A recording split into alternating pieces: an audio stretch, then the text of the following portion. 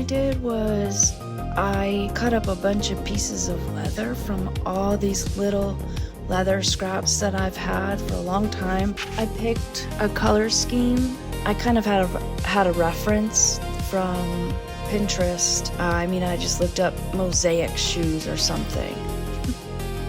And this is what I found. So I kind of based my idea off of this. I just used it as a reference.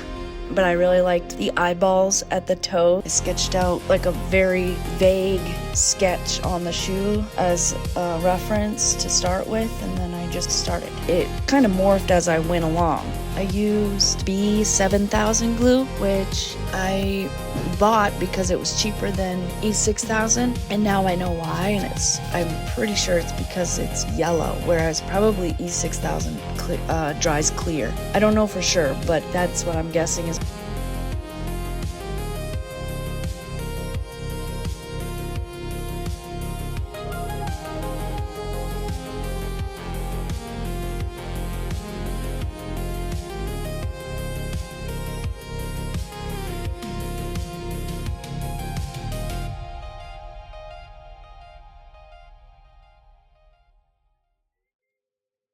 Yeah, I would say I was pretty meticulous about placement and getting a good shape. I did want the shapes and sizes to be a little randomized. I wanted my shoes to have more of an abstract vibe. So, like if there was a certain spot that I wanted to have a curve or a certain type of shape, then I was meticulous about that. And I really stared at them a lot. Just trying to figure out what I wanted to do. It was a figure it out as you go type of project. So I also have these, I think it was like an estate sale where I got all these little diamond painting beads. They didn't have the diamond painting to put them with, but I was like, I'm not gonna let these go in the dumpster. We were one of the last people there at this estate sale, so they were getting rid of stuff and they were gonna throw away things. I actually got a real fur coat from that. Anyway, so I used all these little diamond beads to add shimmer and fill in the spaces that I really like how it turned out with those.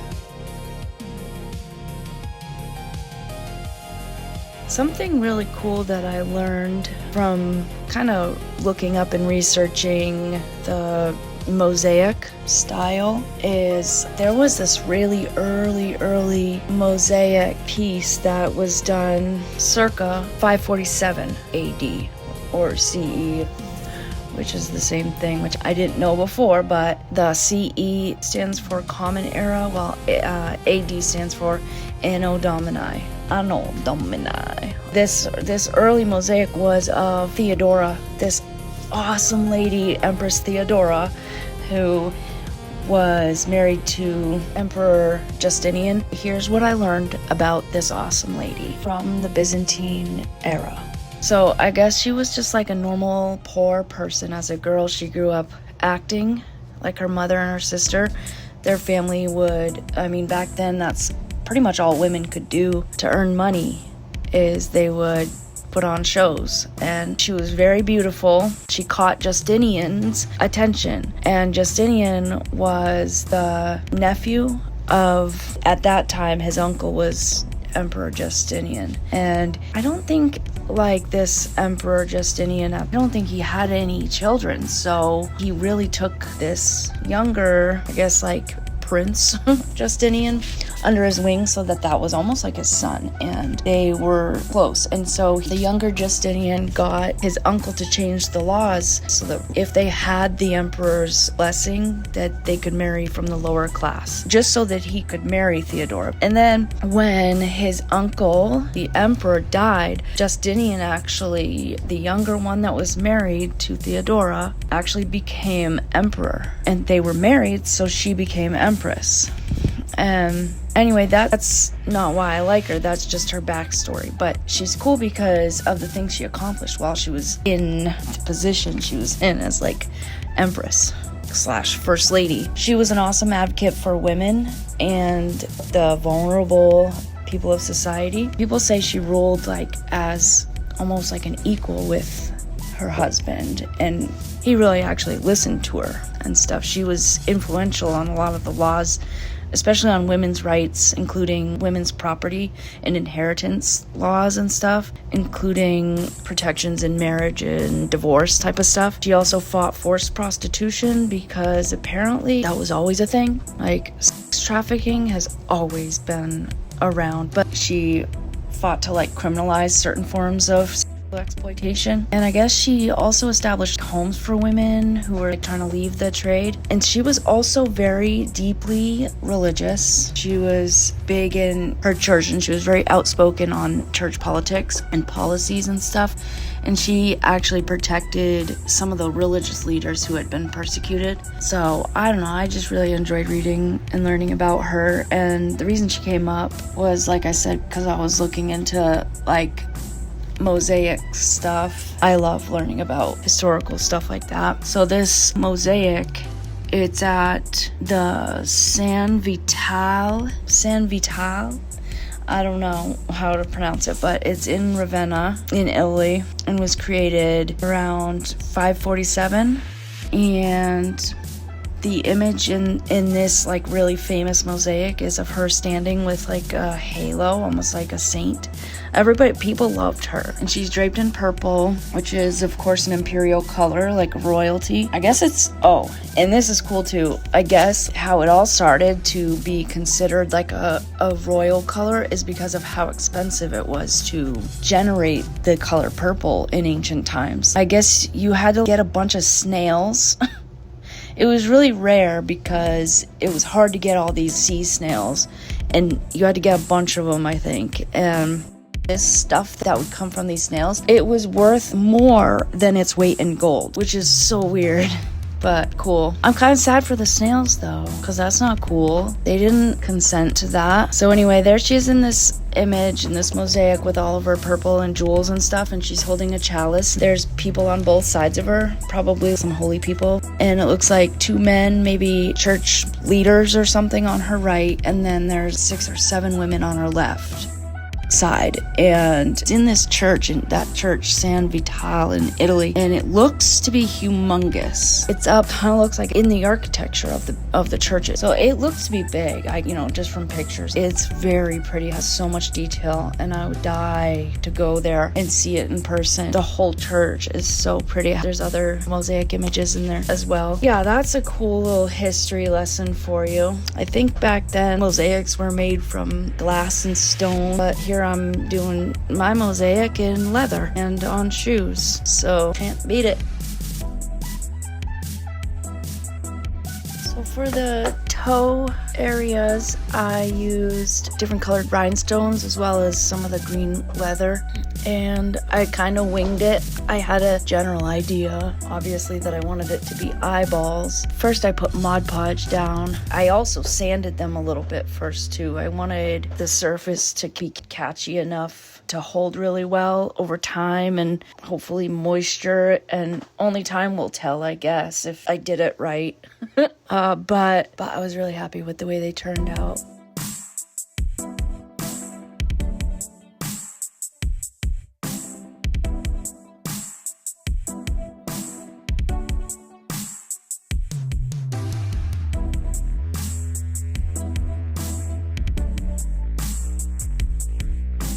This is when I actually included a really cool little secret. It's on each of the tongues, there's a little pocket.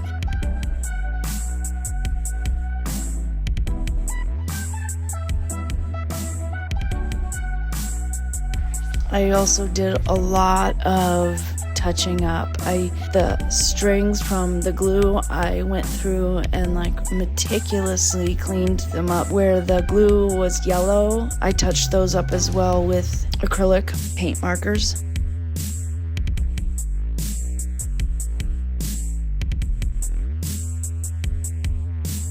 Also at the base of the tongue, there's a little sun shade above the eyeballs, kind of like eyelashes slash sun lashes. And then since these are not brand new shoes, I cleaned them once again just to make the white of the shoe is really white. This is probably, I would say, the third or fourth cleaning.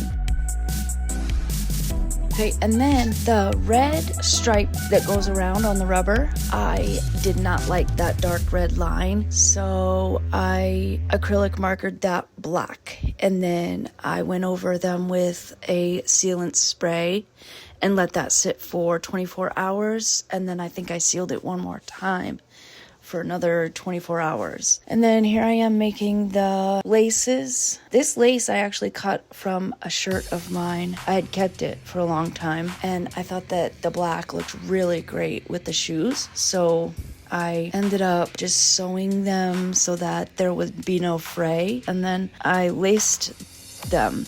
And the thing about that is that they aren't technically meant to be shoelaces, so the ends don't have, you know, the usual shoelace plastic tip. So, but I just thought they looked so good, and I couldn't find any black laces anywhere that were laces.